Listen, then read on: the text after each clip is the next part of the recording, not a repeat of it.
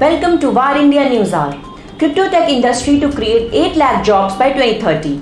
As India looks at regulating cryptocurrencies such as Bitcoin and others, the crypto industry in the country has pegged a significant upside to the adoption of crypto technology. According to a NASSCOM report published in partnership with crypto exchange WazirX titled Crypto Industry in India, Cryptotech has the potential to create more than 8 lakh jobs by 2030, up from 50,000 individuals employed currently. Moreover, the industry is expected to reach $241 million in size by 2030 in India. So far, $6.6 billion have been invested by Indian retail investors in different crypto assets such as Bitcoin, Ethereum, Polygon, etc., the report noted. The industry, which includes crypto applications in trading, P2P payments, remittances and retail among others, has grown by 39% in the last 5 years in India. The crypto tech industry in India has not only demonstrated a positive impact at the grassroots levels but is emerging as a fastest growing technology subsector. India provides the most unique ecosystem to crypto tech to play a transformative role in strengthening key priority areas such as healthcare, safety, digital identification, trade and finance, remittances and help in addressing pandemic-induced challenges, says NASSCOM. However, the Reserve Bank of India had repeatedly noted its concerns about cryptos and conveyed the same to the government for the final decision with respect to regulations. Meanwhile, the NASSCOM report added that the crypto industry can potentially create an economic value addition of $184 billion in the form of investments and cost savings by 2030. Our number of users from Tier 2nd and Tier 3rd cities have grown by 2,648% and contributed to 55% of total sign-ups on WazirX in 2021.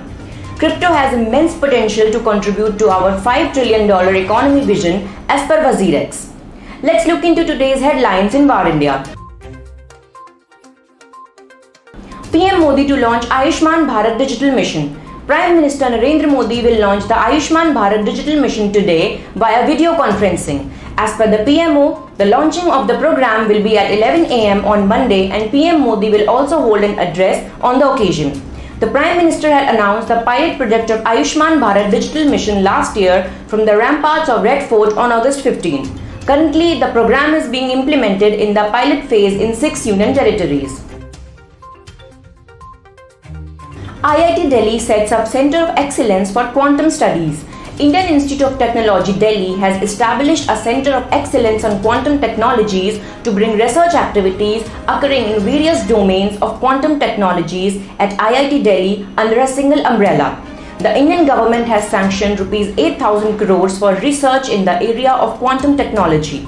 The COE will bring synergy and coherence in the activities being carried out at the institute and will support the principal investigators to pitch in for more significant projects from the DST and other funding agencies. CBSE introduces blockchain technology to go paperless.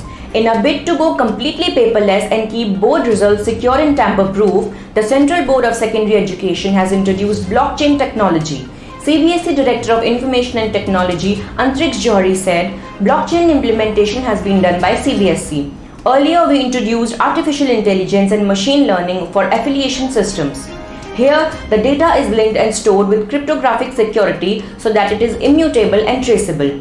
Johari further stated, this will serve as a single source of truthful data for verification for students going for higher education or employment.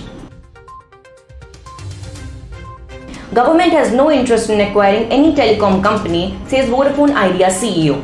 Ravinder Thakkar, Vodafone Idea CEO, said he had many interactions across various parts of the government leading up to the announcement of telecom reforms. In all my conversations, it is absolutely clear that the government has no interest in owning or acquiring or running any other telecom company.